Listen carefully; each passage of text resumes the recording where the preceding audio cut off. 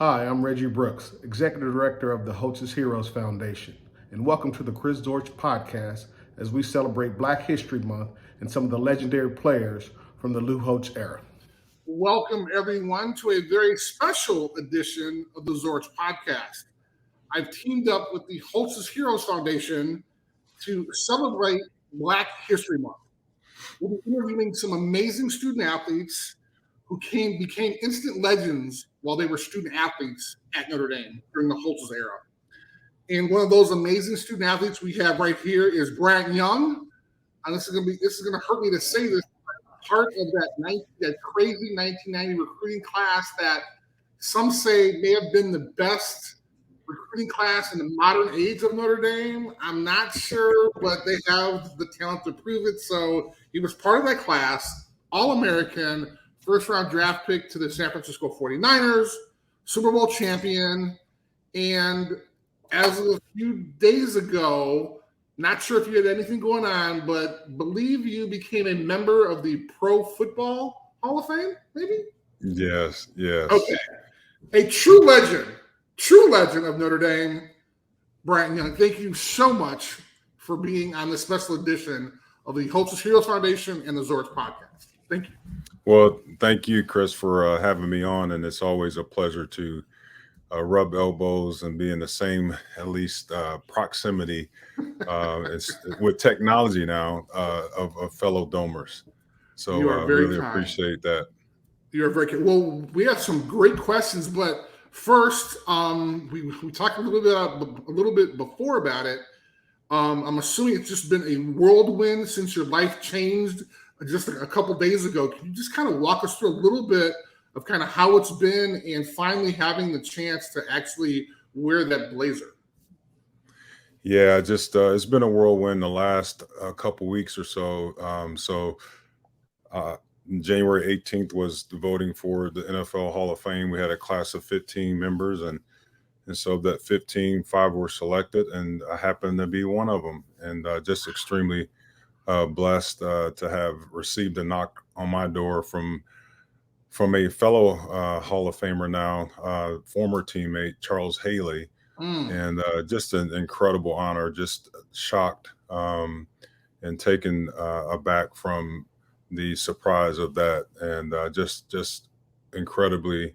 When you think about all the people that went in before me and the people even on that list, sure, such an elite group of men, and so I'm very fortunate and blessed to be one of 5 in that class to represent so many people that have inspired me, that have sharpened me, that have been there every stretch of the way in this incredible journey. So I remember when Walter Payton was inducted, his son, Jared, was able to kind of do his speech. Have you even thought about like what you're even going to say? I mean, I know this is kind of soon, but I mean, you probably got a list of like 100 people to thank, but have you ever even thought about that yet? Yeah, there's so many people to thank, and just wow, just so many in it. So, but I only have 8 minutes to kind of. Oh, I didn't know that. It's only 8 minutes. Into that, yeah. So it's over time. It's kind of gotten to. I heard stories where it was like somebody got 55 minutes in one time, and then so it's really refined to about 8 minutes. And I think if you start going, they're gonna start playing the music, and you might get. But yeah, there's got to be a lot of thought into what I would like to say, and but again, so many people to thank that have been instrumental, not only in my career but in my life, and so I want to make sure I do due diligence to those that have meant so much to me along the way. Sure. And you talk about just an incredible opportunity to get started, on the next level from high school to college, and having that foundation continue to be built there, and then taking what I've learned from there to and into my professional career. It's been a tremendous blessing and a journey for sure. Wow. And it's great to see someone in your list of accomplishments. Literally, we would have been talking about that for like a half an hour. But one of the most impressive ones was the NFL Comeback Player of the Year. And you suffered a devastating injury, being able to come back from that and still perform. I mean, that's incredible. And so I can imagine how special kind of this moment is for you, because there was a possibility you may not have ever played again, and you were able to come back and then kind of perform at that elite level again. Yeah, we go through so much as athletes that, and sports really teaches so much about, overcoming adversity, going through tough things, handling victory well, and being humble in victory moments. And but going through a significant injury was really a test of just my love and will, and everything that I liked about it. It really tested it, and so I was, just challenged in that moment, thinking that when that happened, that my career would be over. And so it took a lot of effort, a lot of people in my corner, and that challenged me from a medical standpoint, rehab standpoint, to help me kind of get back to that that plan form. And so there was a lot of hard work that went into it in the off season, and a lot of support from an organization, the fans, my family was there all the way. And so it really tested my fortitude, and came away with it, and God was there. My faith grew stronger in those moments as well. So just you think about all that went on back then. Just wow, it wows me to think about all that went into it. But thank God, I was able to come back and continue to play for some years after that. That is amazing. So thank you so much for kind of sharing this moment. This was really a special moment with us. Selfishly, I want to kind of thank you for pushing me out of my comfort zone. I was thinking about coming back for a 5th year, but unfortunately, you were there, and I kind of did the math, and I was like, well, if he's there, I probably won't be able to play. Yes, I was an All-American. I got some awards, but I'm going to sit on the bench, so I'm going to leave. No, whoa, Chris, you weren't just an All-American. You were a 2-year All-American. I mean, come on. You had an impeccable career, but I need to thank you for your leadership role, and just as a captain, how you handled yourself, how you just displayed just grit and determination, and led well. I learned a lot from you. You were my big brother. We didn't hang out as much as because you're a senior, you were doing other things, but certainly I do appreciate your role that you played as a senior, and me coming in as a freshman, just really giving me that example in terms of how to carry yourself, how to perform, how to be a Notre Dame student athlete, and just how to lead well. So thank you for that. It takes great people and the examples in front of us to learn how to continue to move forward and do the things that we know we ought to do once we have that responsibility in our hand. Well, thank you that means a lot to me. Thank you very much. It's one of those things where when you have that chance, as you know, to be elected captain, there's so many responsibilities, and oftentimes kind of you don't kind of understand kind of what the full breadth, I guess, of those responsibilities are, right? So, there's 105 guys on the team, you may be one of 4 captains, and, you're trying to right the ship, you're trying to make sure that everybody's great. And so when you have, younger cats coming in, you're able to kind of spend some time with them, but not really a lot. And so you hope that kind of what you've learned over those 4 years are important enough to kind of relate that to the team when you do have that responsibility. So that's why I think that in college, and again, I'm really, really old school, that seniors should be captains, right?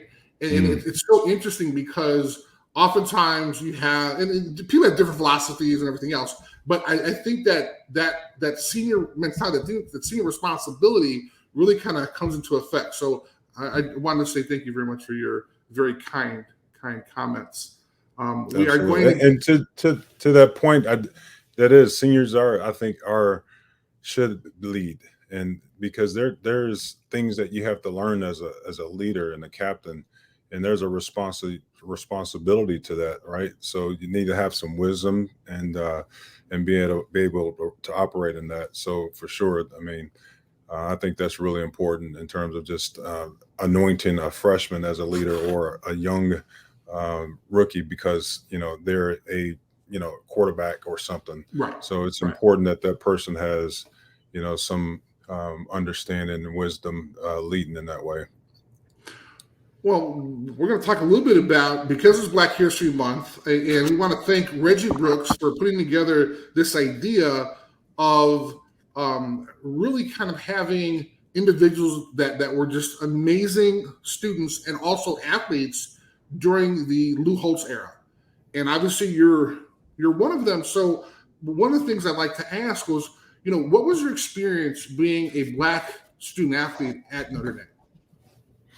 It was eye-opening. I come in, I grew up in a very diverse community, blue-collar town in Chicago Heights, Illinois. And so we had Hispanic population, Italian population, African-American population, white. And so there was a mixture of all where we grew up.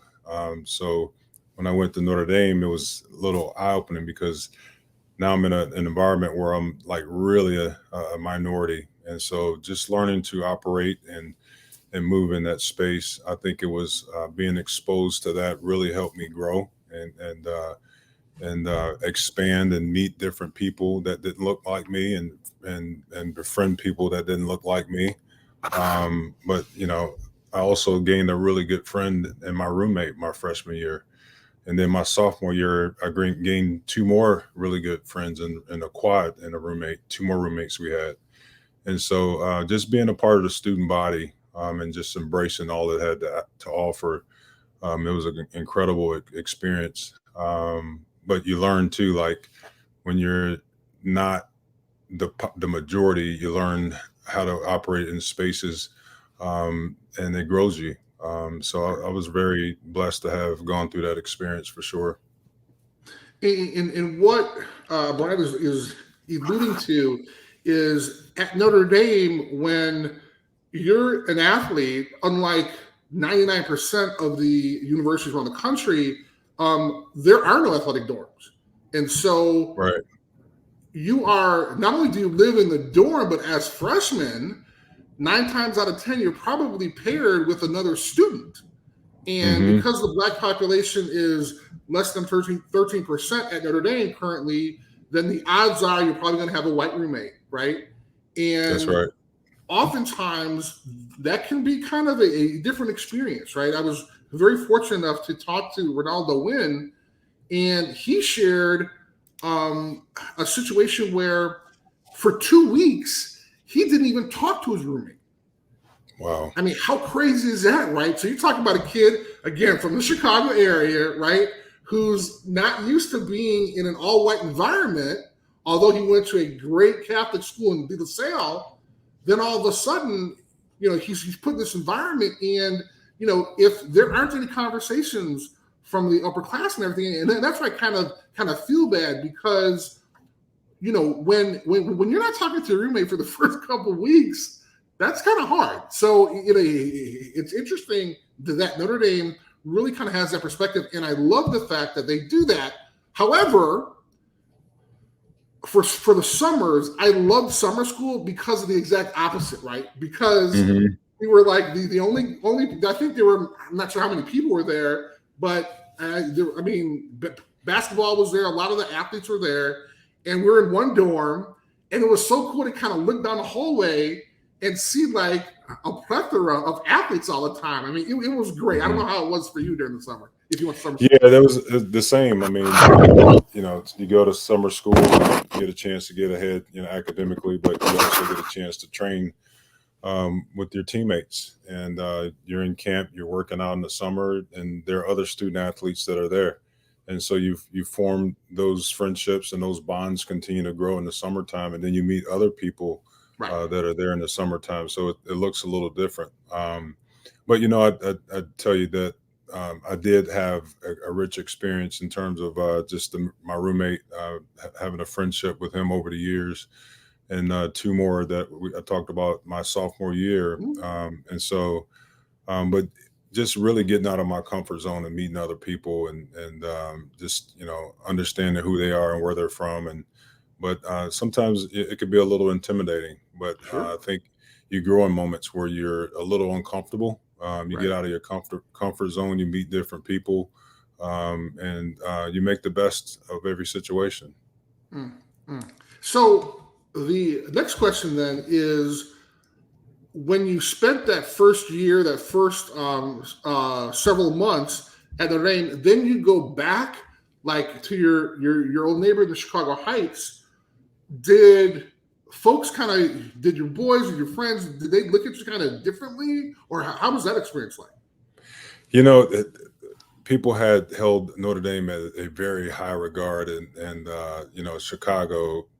When you think of Notre Dame, you think of, I mean, they almost go hand in hand. There's a big Sure. Notre Dame network in Chicago, so a lot of my, I did have a couple of my, well, not classmates, but kids I went to school with that had gone to Notre Dame and Okay. were a year ahead of me. So Okay. it was a big deal, in my community, and so just in my neighborhood, people were really just excited and supported me in every way they could. I thought, sometimes you probably had a little bit more of a star status, just going back after that first year. But it's always great when you go back and people know where you go to school, and they want the best for you and they support you however they can. So it was a great feeling to be able to go back home, and the first time after being at school, people love on you well. That's awesome. We are listening to Bryant Young, a newly minted Pro Football Hall of Famer. He was able to join us. We want to thank Reggie Brooks for creating this opportunity with Holtz's Heroes to bring you kind of a little special insight into our Black student athletes during the Lou Holtz era, during this time of Black History Month.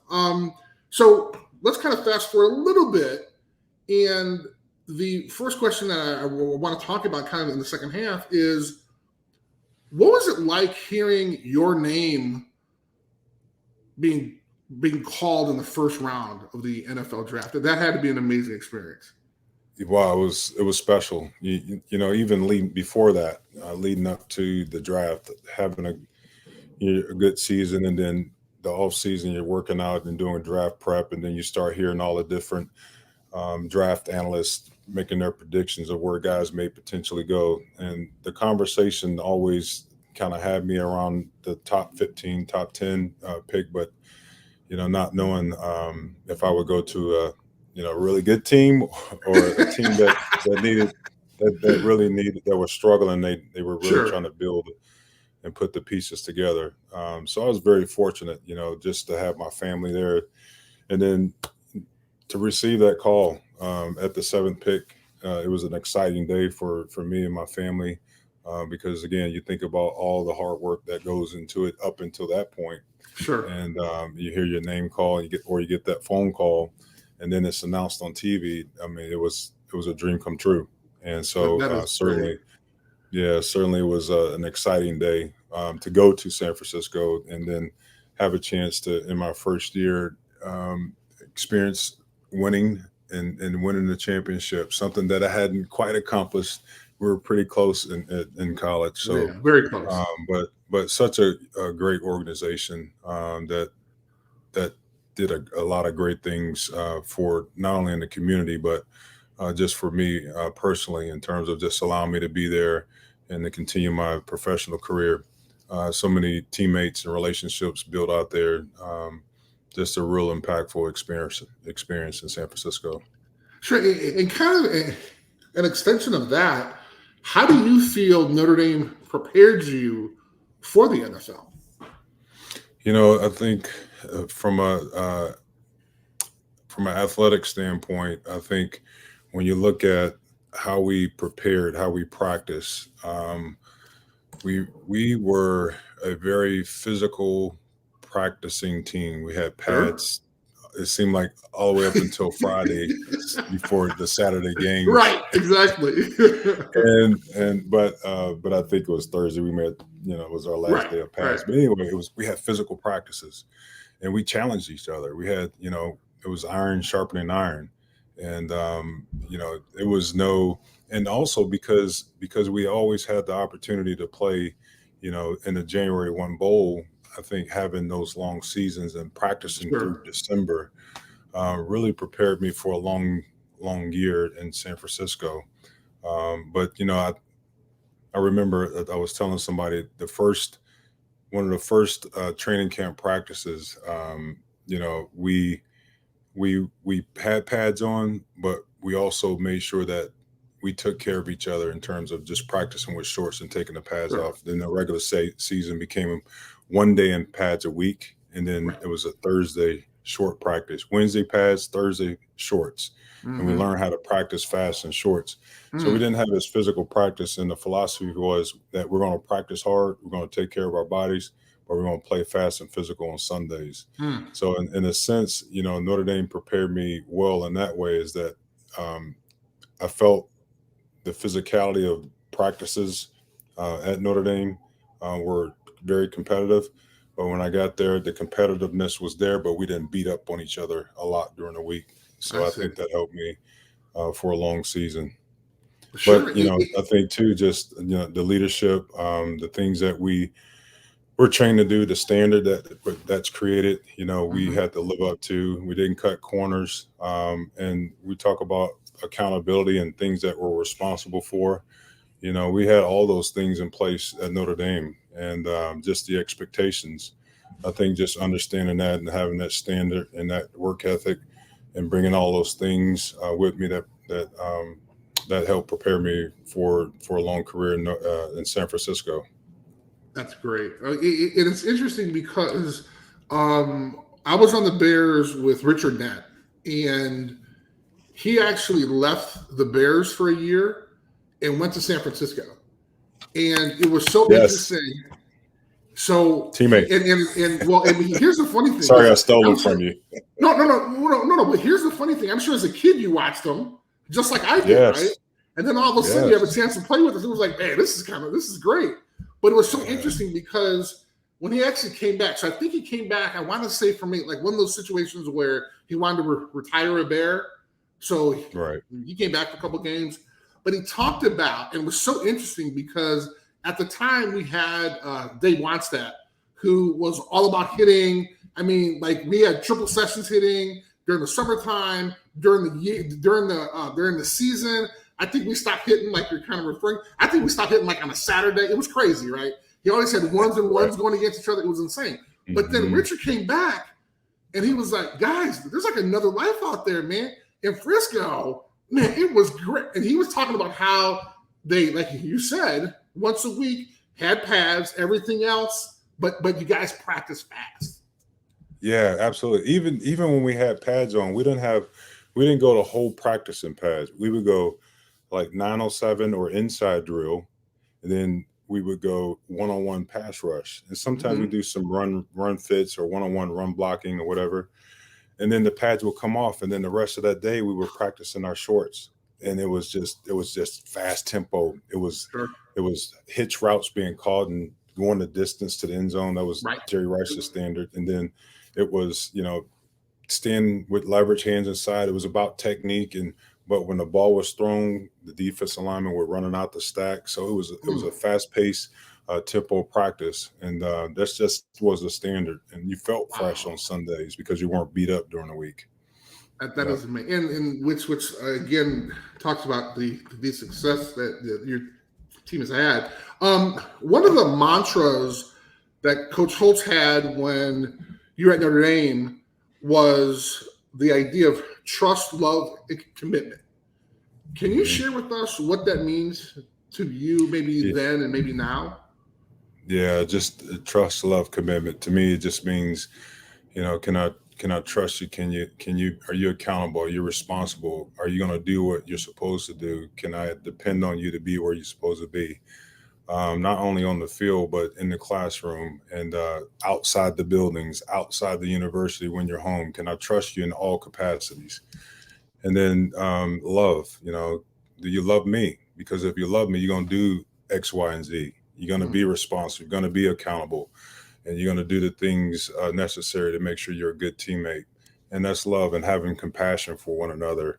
And, there's a lot of that, that we have for each other. And then you talk about commitment. Are you committed to excellence? Are you going to do the things at a certain standard or achieve higher and not give in? Are you going to be a person of integrity, work hard behind closed doors when nobody's looking? Are you committed? Are you committed to excellence and the standard? So I think about all those things when I think of that, trust, love, and commitment. That is absolutely terrific. Actually, we're going to wind it down a little bit. Can you share with us? I know, like you mentioned before, last couple of weeks have been kind of crazy. But what are you currently doing? Can you kind of tell us about that? Yeah. So currently, I am kind of got my hand in a few things, just business opportunities, working on this little seasoning. I won't say yet, but okay. But I'm also, so I did coach right out of retirement in college for about 6 years. I took a little time off, came back and coached with the Falcons for a couple of years, took a step back, didn't coach in 19, but 20 and 21 last year. I've been coaching in high school, just volunteering my time. I got a sophomore who's on a rise. He's a up and coming junior that has a chance. So just being around, pouring into these young men's life, and just helping them reach their goals, dreams, and aspirations. And it's been really fun. I'm available. I got flexibility, but also being purposeful and just, in terms of, being a part of these certain organizations and having that flexibility has been pretty cool to do that. That is absolutely fabulous. I want to thank you for being a coach, okay? Because first of all, it's a very thankless job. As much as people might say, "Oh, I'm a coach," there are long hours. There are. It is an amazing feat, and I know from your experiences that you've touched many lives being a coach.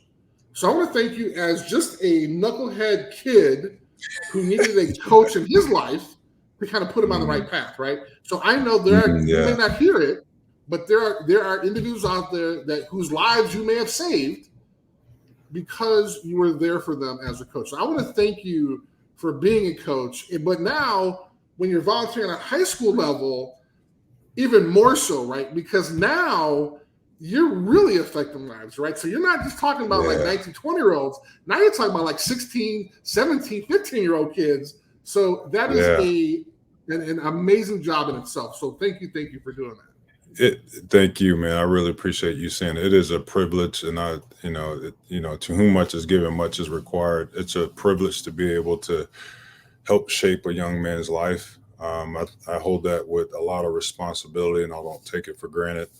And it's fun, just the juice is always worth the squeeze. The amount of time as you put into it as a coach, it's worth it when you're able to pour it into these young men and they get it. And then they have fun, they have success. And then for me too, it's rewarding as well when I think about, getting that phone call years after a kid's plays like, "Thank you, coach. Thank you for what you did. I really appreciate that." And then you develop some long lasting relationships and bonds. So I'm very honored, and I'm blessed by it as well. So it is a privilege to be able to coach. That's wonderful.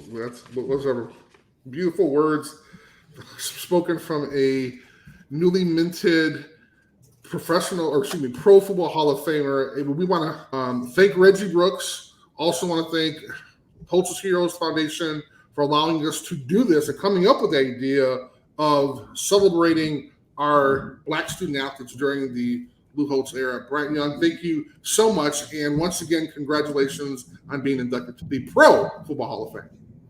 Thank you, Chris. Always a pleasure, man. And thank you. Thank you for leading the way. It takes a village. It takes all of us. And I am because of us. Thank you, brother. That is well spoken. Thank you, sir.